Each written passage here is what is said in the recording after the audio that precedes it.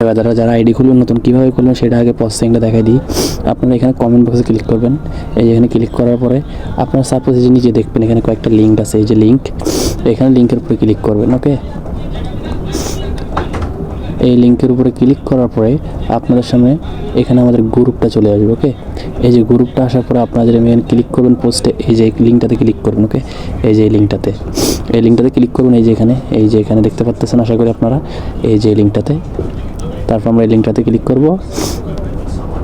তারপরে ভিডিওটা ফুল কন্টিনিউ দেখেন কীভাবে ফুল ভেরিফাই করে। জাস্ট আপনাদের এখানে একটা শুধু ডেমো একটা অ্যাকাউন্ট খুলে দেখাবো কীভাবে রেজিস্ট্রেশন করা লাগে। তো ফার্স্ট অফ অল এখানে চাইছে please enter user name. Suppose আমি আমার ইউজার নেম দিলাম Yasin111, এটা হচ্ছে আমার ইউজার নেম। তারপর এখানে চাইছে দেখেন, এখানে চাওয়া হয়েছে please enter your mobile number. তো আমি একটা মোবাইল নাম্বার দিতেছি। ফোন নাম্বার দেওয়ার পর আমরা চলে যাবো প্লিজ এন্টার ইউর পাসওয়ার্ড। তো সাপোজ আমরা পাসওয়ার্ড দিতেছি হচ্ছে 1 থেকে সাপোজ 8। তারপর এখানে চেষ্টা করবেন লেটার প্লাস সংখ্যা অ্যাড করার জন্য। তো আমি ডেমো অ্যাকাউন্ট তাই 1 থেকে 8 পর্যন্ত দিয়ে দিতেছি। তারপর হচ্ছে প্লিজ কনফার্ম ইউর পাসওয়ার্ড। আমরা এখানে যে পাসওয়ার্ড দিয়েছি সেম পাসওয়ার্ডটাই কনফার্ম পাসওয়ার্ড, মানে এখানে কনফার্ম করে দিব এভরিওয়ান। তারপর আমরা খেয়াল করব কি যে প্লিজ এন্টার পেমেন্ট পাসওয়ার্ড। একটা প্রথম যে দুইটা পাসওয়ার্ড দিয়েছি এটা হচ্ছে আমি আমার অ্যাকাউন্ট লগ ইন করার জন্য একটা পাসওয়ার্ড, এটা দিতে হবে।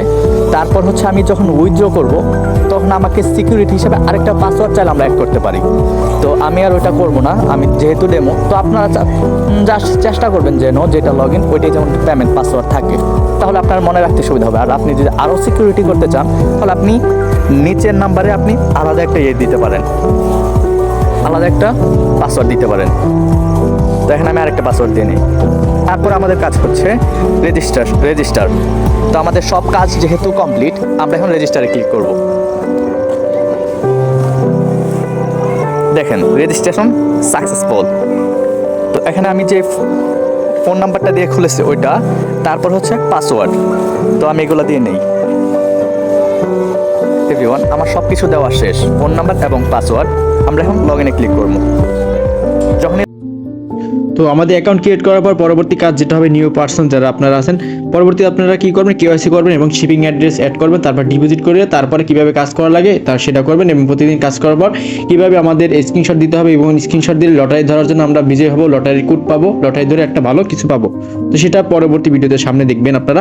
তো অ্যাকাউন্ট ক্রিয়েট করার পর সাইন আপ করার পর এখানে মাই অপশনে ক্লিক করবেন নিচে ডানে। করার পরে কি করবেন আপনারা, এখানে নিচে আসবেন, হালকা এরকম আপনার অ্যাকাউন্ট নাম সব দেওয়া আছে।